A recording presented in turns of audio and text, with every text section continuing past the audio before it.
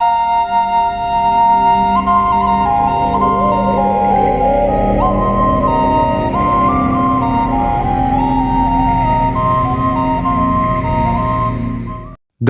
को ज्ञान की देवी माटी का अवतार माना जाता है। गांधारी का जन्म गांधार साम्राज्य के राजा सुबाला से हुआ था। ऐसा माना जाता था कि वह राज्य में खुशी और समृद्धि लाती थी, इसलिए उसका नाम गांधारी रखा गया। अपने भाई शकुनी और अपने कई अन्य भाइयों के साथ महल में रहती थी। गांधारी के बारे में कहा जाता है कि वह एक बहुत ही पवित्र और सौंदर्यपूर्ण महिला थी जिसने गांधार क्षेत्र की सारी महिमा को आत्मसात कर लिया था।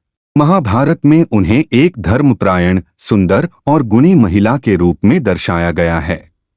धृतराष्ट्र से विवाह से पहले उन्हें गांधारा जादुहिता, सौबलेई, सौबली, सुबालाजा, सुबालापुत्री और सुबलात्मजा के नाम से जाना जाता था। ऐसा कहा जाता है कि अपने मायके के दिनों में उन्होंने तपस्या के माध्यम से भगवान शिव को प्रभावित किया और 100 बच्चे पैदा करने का वरदान प्राप्त किया। हालांकि उनकी तपस्या और उन्हें ऐसा वरदान मिलने का कारण अज्ञात है। भीष्म द्वारा गांधारी को कुरु साम्राज्य की बड़ी बहू के रूप में चुनने का एक मुख्य कारण यह वरदान माना जाता है, जिससे सिंहासन खाली रहने की उनकी चिंता समाप्त हो जाएगी। गांधारी का विवाह कुरु साम्राज्य के सबसे बड़े राजकुमार धृतराष्ट्र से हुआ था। महाभारत महाकाव्य में उन्हें एक समर्पित पत्नी, धर्मनिष्ठ, समर्पित और सुंदर महिला के रूप में चित्रित किया गया है। जब गांधारी को पता चला कि उनके पति धृतराष्ट्र जन्मजात अंधे हैं, तो उन्होंने अपने विवाहित जीवन के दौरान अपने पति का रूप धारण करने के लिए स्वेच्छा से अपनी आंखों पर पट्टी बांध ली। उन्हें अपनी दूरदर्शी क्षमता का त्याग कर दिया क्योंकि उनके पति उन्हें कभी संजो नहीं सके, जो महाभारत महाकाव्य में उनके प्रेम और समर्पण का प्रतीक था। एक बार वेद व्यास गांधारी के महल में आए और उन्होंने गांधारी को 100 शक्तिशाली पुत्रों की प्राप्ति का आशीर्वाद दिया। गांधारी ने सबसे छोटी बेटी दुशाला की भी इच्छा जताई। 2 साल तक गर्भावस्था की असामान्य रूप से लंबी अवधि के बाद उसका गर्भपात हो गया। ऋषि व्यास ने सुझाव दिया कि वह भ्रूण को रखें और उसे 101 भागों में काट दें। उन्होंने उन हिस्सों को जड़ी बूटियों और घी से उपचारित किया, उन्हें 2 साल तक बर्तन में रखा और उन 101 हिस्सों से जीवित प्राणी अस्तित्व में आए। गांधारी के 100 पुत्र जैसे दुर्योधन, दुःशासन, दुर्जय, दुरंत, दुर्वारा, दुर्वलोक आदि, जिन्हें कौरवों के नाम से जाना जाता है, और दुशाला नाम की एक बेटी थी जिसका विवाह जयद्रथ से हुआ था। चूंकि उसने अपनी आंखों पर पट्टी बांध ली थी, इसलिए वह अपने बच्चों के आकर्षक चेहरों का अनुभव नहीं कर सकी। उन्हें विकसित करने और नैतिक मार्ग पर मार्गदर्शन करने में असमर्थ थी।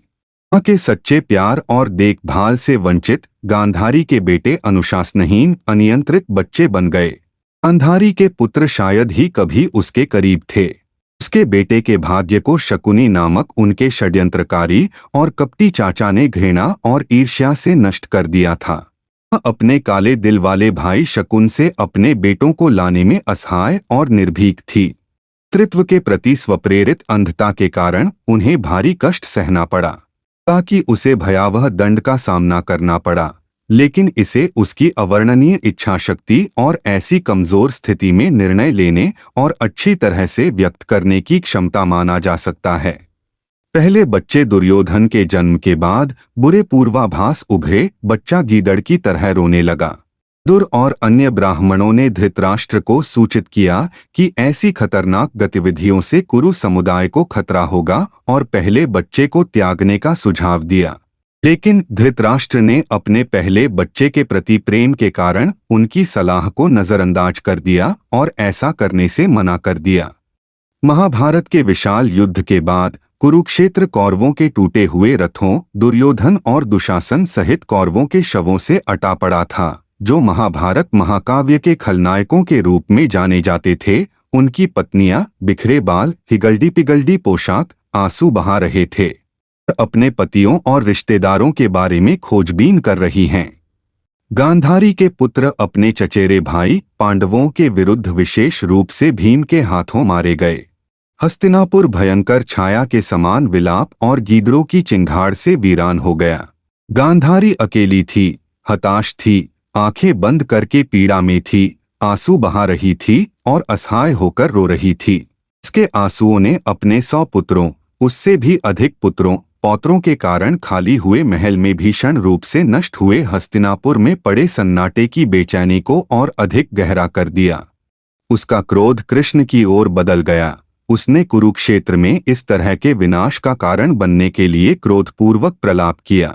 उसने उसे शाप दिया और उसकी सारी प्रजा तबाह हो जाएगी और यादवों का अस्तित्व समाप्त हो जाएगा। ऐसा माना जाता है कि गांधारी के श्राप के 36 साल बाद यादवों के बीच युद्ध हुआ और एक उत्सव में यदु की मृत्यु हो गई। अपने सभी पुत्रों की मृत्यु के कारण उनके मन में वेदना उत्पन्न हो गई, जिसके परिणामस्वरूप उन्होंने यादवों के विनाश के लिए भगवान कृष्ण को श्राप दिया। भगवान कृष्ण 126 वर्ष तक जीवित रहने के बाद अपने निवास स्थान पर लौट आए। यह अनुमान लगाया जाता है कि द्वारका शहर, जिसे सोने का शहर माना जाता है, भगवान कृष्ण के पार्थिव शरीर के 7 दिन बाद समुद्र में डूब गया था। 15 वर्षों के युद्ध के बाद गांधारी और उनके पति कुंती और विदुर ने महल छोड़ दिया और जंगल में चले गए। कुंती की भी करीबी थी, जिसे वह बड़ी बहन के रूप में सम्मान देती थी। यह अनुमान लगाया जाता है कि उन्होंने हिमालय में एक साथ अपना जीवन समाप्त कर लिया और जंगल की आग में अपनी जान दे दी। महाभारत महाकाव्य से यह निष्कर्ष निकाला जा सकता है कि गांधारी एक गुणी महिला थी जिसने अपने जीवन में कष्टों को सहा। यह उसकी अत्यधिक आंतरिक शक्ति मानी जाती है। उन्होंने अपना पूरा वैवाहिक जीवन आंखों पर पट्टी बांधकर एक महिला के रूप में जिया, जो काफी श्रमसाध्य है। वह एक समर्पित, वफादार पत्नी थी। गांधारी भी भगवान शिव की एक ईमानदार और समर्पित उपासक थी। उसकी दृष्टि का बलिदान उसे आध्यात्मिक सर्वोच्चता प्रदान करने के लिए था। महाभारत में गांधारी के पुत्रों को अनुशासनहीन के रूप में चित्रित करने के बावजूद गांधारी ने लगातार अपने पुत्रों से सही मार्ग के सिद्धांतों का पालन करने और पांडवों के साथ मेल मिलाप करने का आग्रह किया।